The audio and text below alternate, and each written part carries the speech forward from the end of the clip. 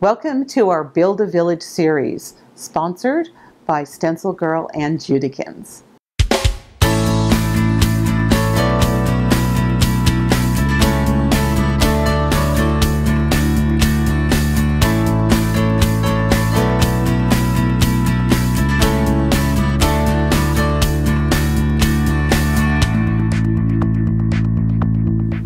We're going to make this nice house accordion book card today that will be a wonderful table centerpiece when opened for any of your holidays.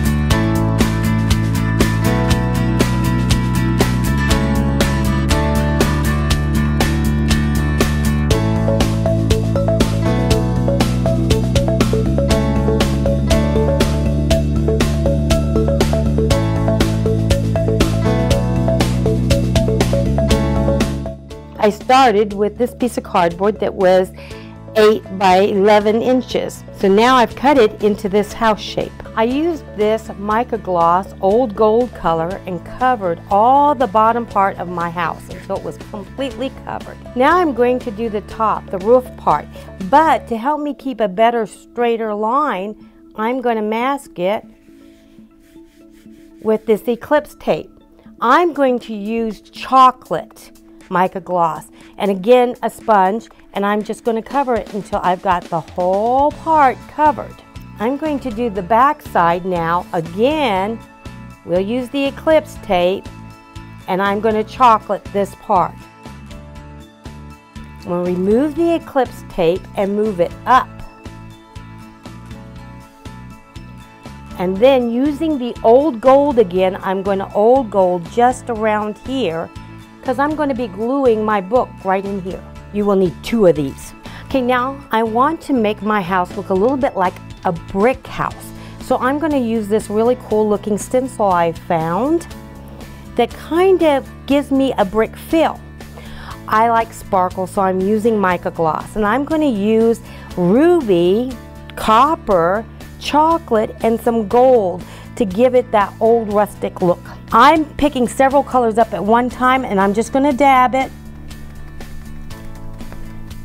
as I go until I get what I like.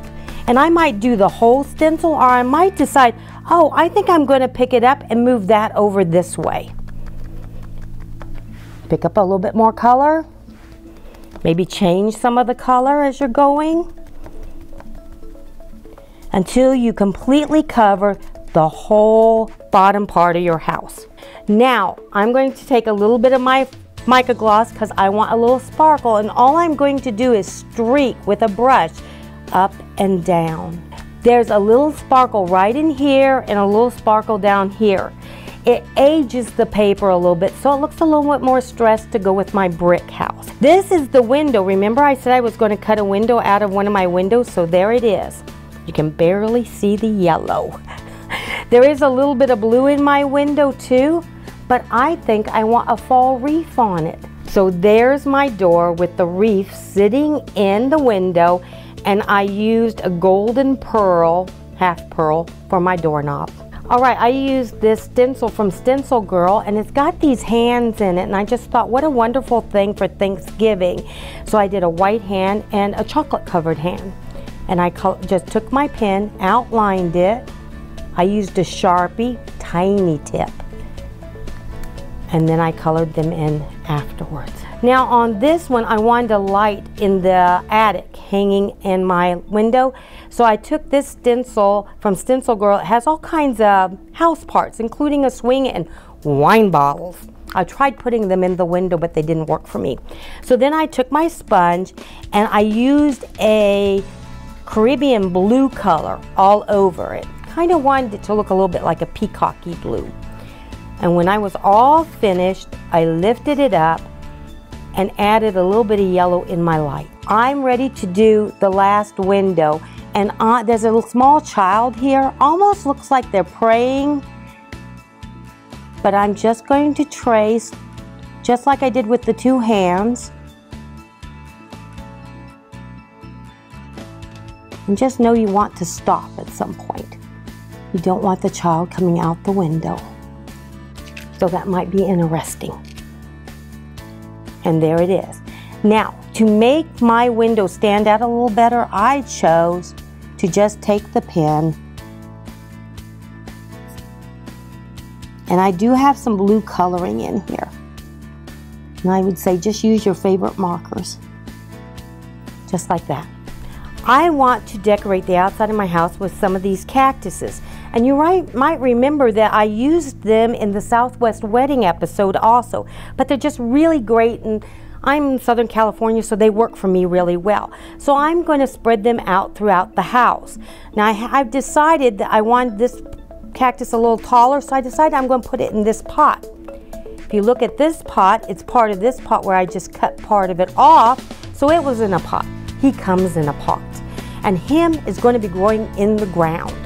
Now I want to add a little dimension, so I put some mounting tape on the back of part of the top. I stamped it twice, colored it and cut it out, and I used both Marby dye and their permanent ink on my cactuses. I'm not against mixing inks as long as they work well together. So there they are, and so these cactuses will be ready, and now we're ready to decorate the outside of our house. Now we're going to take all of our little pieces and put them together. I'm going to start with the window for the roof, and I just used some mosaic tape up here because it's really strong. Use your favorite glues, whatever. I recommend this tape because it's going to hold to whatever you put it on. It's like my favorite. And it's also just a little bit thick enough to give a little depth to it.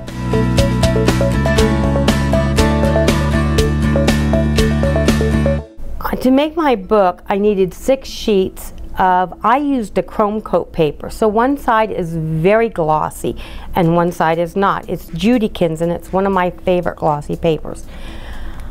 We're using a 6 1/4 by 8-inch piece. I'm going to stencil these 3 women with mica gloss on the center part of this particular card.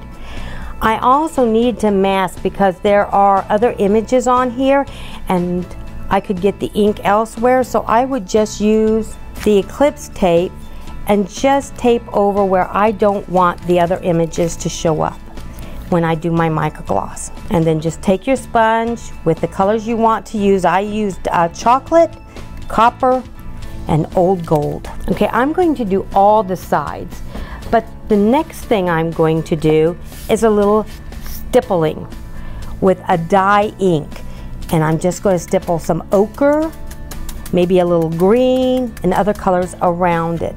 I'm also going to take a stamp and put mica gloss with a paintbrush onto my stamp and stamp them so I have some more sparkly leaves. When I'm all done, I'm going to use a big leaf stamp in different colors of dye ink and some mica gloss ink, just so that I fill in a busyness in my background. I want a word in here, and I think I'm going to use Thanksgiving greetings right there. So I'm just going to mount that because I want it raised a little bit on this card, and this part is finished. Then I will do 5 more. I will put different words in them, different leaves. Okay, I'm going to do some other images, not with the women, but I did a lot of them with the women. But I just took a dry pad, do not use a wet pad, and just kind of smear some color in there. I'm then going to take that wood grain stamp that I used on the roof, and I'm also going to put it on my card. And then I'm going to use a big stamp of leaves with mica gloss so I have sparkle on them. And I'm going to do 2 or 3 like this. We call these thankful feathers, but they're actually turkey feathers. And I took on this one the pad, and I just did it this way and streaked it so that it gives streak marks instead of the rubbing marks. Again, the same leaves I put around and leaves on it, but I just wanted some place that we could write, thankful for game night, thankful for football, and so on, thankful for family. I'm going to put my washi tape under one panel, about halfway. And wish I had more hands. Now get that off. Then line this up and leave a little space, because when you fold it, this will give you a little room for working, and try to be as even as possible, but don't fret over it, and don't necessarily try to measure it, and just rub it really good so it sticks down good.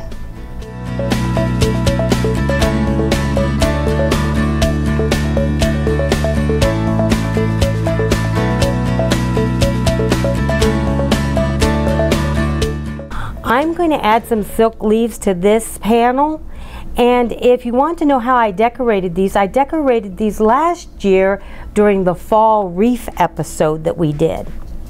And I'm just going to stick them right down like that, and then I'm going to add these 8 pine cones to it, just like that. We are now going to put our book into the house. So I've put mosaic tape all the way around and a little dot in the center. Now there is a blue mark here, it's an X, and the reason that is because I knew I didn't want to stamp anything there, because then I was going to hide it here and I'd be really sad.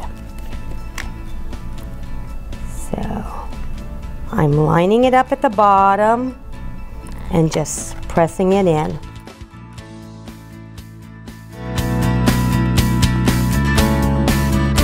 We hope you're enjoying our special Build a Village series.